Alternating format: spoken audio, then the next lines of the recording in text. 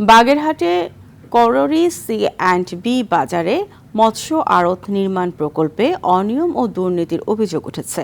প্রকল্পের কাজ অসম্পূর্ণ রেখে মৎস্য বিভাগ, ঠিকাদার ও প্রকল্প বাস্তবায়ন কমিটি সব টাকা তুলে নিয়েছে। ফলে মৎস্য ব্যবসায়ীদের উন্নয়নের লক্ষ্যে নেওয়া এই প্রকল্প থেকে সুফল পাচ্ছেন না তারা।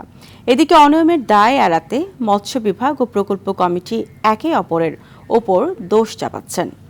বাগেরহাট প্রতিনিধি এস.এম. শামসুর রহমানের তথ্যচিত্রে জানাচ্ছেন নাদিরা সুলতানা।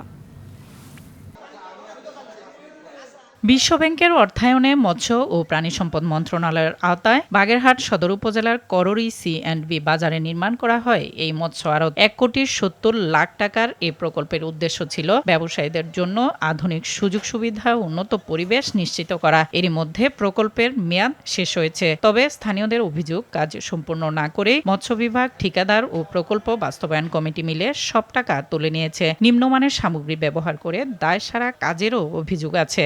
মৎস্য আড়তের যে উন্নয়নের কাজ, এটা কি কি কাজ আছে শিডিউলটা আমাদের কাউকেই দেখায়নি, আমরা জানতেও পারিনি, এবং যেগুলো দেখা গেছে যে করেছে সব কাজগুলোই অসম্পূর্ণ। একটা মেশিন দিয়েছে এই কোম্পানির পক্ষ থেকে, অচল, চলে না, তাই আমি গাড়ির টাকা 25,000 টাকা খরচ করে এই মাত্র সারায় আনিছি। প্রকল্পের অগ্রগতি জানানো হয়নি তথ্য দিয়ে অনিয়মের বিষয়টি স্বীকার করেছেন প্রকল্প বাস্তবায়ন কমিটি। কন্ট্রাক্টরে বলেছে আমার কাজ কি হবে, কাজ বাকি রয়েছে, কাজ করতেছি এই বলে সে কাজ সম্পূর্ণ করিনি। এইখানে 8টা প্যাকেজের কাজ, এই 8টা প্যাকেজের কিছু কিছু কাজ এখনো অসম্পূর্ণ আছে।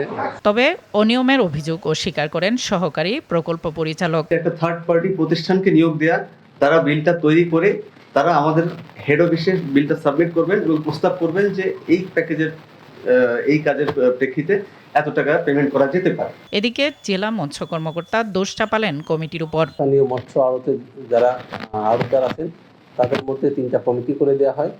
এই কমিটি মূলত এই কাজটি বাস্তবায়ন করে। দায়সারা কাজে কিভাবে তুলে নেওয়া হলো বিল, এই অনিয়মের দায় কাদের প্রশ্ন রেখে সুষ্ঠু তদন্তের দাবি স্থানীয়দের।